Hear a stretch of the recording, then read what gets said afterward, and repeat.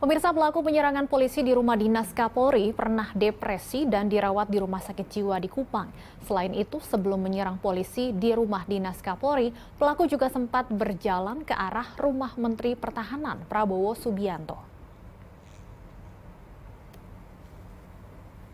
Seorang pria berinisial JPP menyerang petugas penjagaan di rumah dinas Kapolri Jenderal Listio Sigit Prabowo di kawasan Jakarta Selatan. Polisi mengungkap pelaku juga sempat berjalan ke arah rumah Menteri Pertahanan Prabowo Subianto di Jalan Kertanegara 4. Belum diketahui motif pelaku ke arah rumah Prabowo. Namun aksi tersebut bisa dicegah dan pelaku diusir hingga berujung penyerangan petugas jaga di rumah dinas Kapolri. Selain itu, polisi juga mengatakan pelaku pernah dirawat di rumah sakit jiwa di Kupang. Gangguan psikologis ini sedang diobservasi di Rumah Sakit Polri Kramat Jati. Polisi menyatakan pelaku merupakan mantan pegawai negeri sipil dan berdasarkan keterangan rekan sejawat, pelaku diduga sempat mengalami depresi.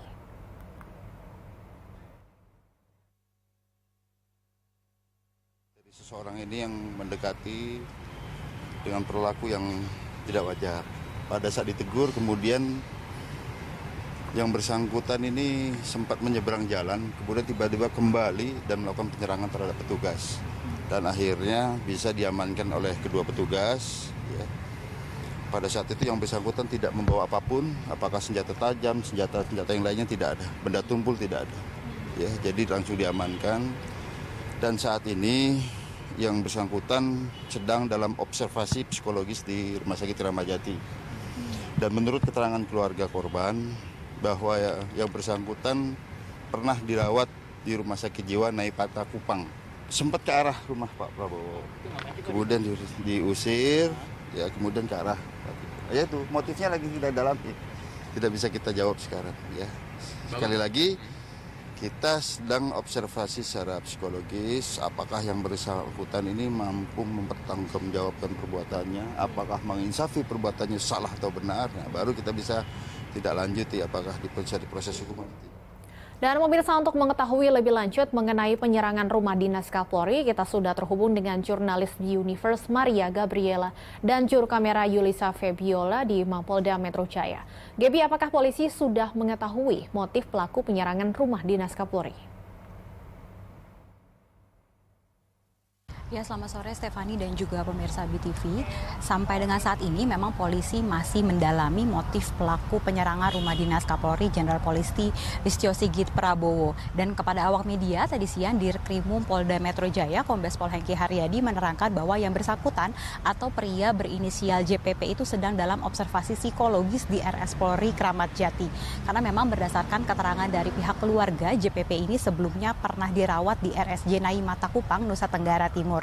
Sehingga ada indikasi gangguan psikologis. Maka dari itu pihak kepolisian masih terus melakukan penelusuran dan juga menunggu hasil observasi dari rumah sakit. Tidak hanya itu, pihak kepolisian juga telah berkoordinasi dengan Densus 88 begitu untuk mengetahui apakah JPP ini termasuk dalam jaringan teroris atau tidak. Dan ternyata yang bersangkutan atau JPP ini tidak masuk dalam jaringan teroris begitu. Stefani dan juga pemirsa BTV, disebutkan bahwa JPP ini sebelumnya adalah mantan pegawai negeri sipil atau PNS dan merupakan alumni dari STPDN serta S2 Universitas ternama di Yogyakarta. Ia kemudian memutuskan untuk resign dan menurut keterangan dari keluarga dan juga kerabat, ia memang sempat mengalami depresi sehingga harus dirawat di rumah sakit jiwa. Jadi indikasi pertamanya adalah yang bersangkutan pernah dirawat di rumah sakit jiwa, kemudian pada saat melakukan perlawanan kepada petugas yang berjaga di rumah dinas Kapolri, ia tidak membawa senjata apapun, baik benda tajam, benda tumpul, ataupun senjata api begitu. Dan sampai dengan saat ini telah dilakukan pemeriksaan terhadap beberapa orang saksi, termasuk saksi petugas yang pada saat itu kena pukul karena dia diketahui terkena luka dipukul dan terkena luka ada bibir di bagian kanan bawah, dan itu sudah diperiksa semuanya oleh pihak kepolisian. Pemeriksaan kejiwaan ini dilakukan untuk mengetahui apakah yang bersangkutan atau JPP ini menyadari bahwa perbuatannya itu salah atau benar. benar.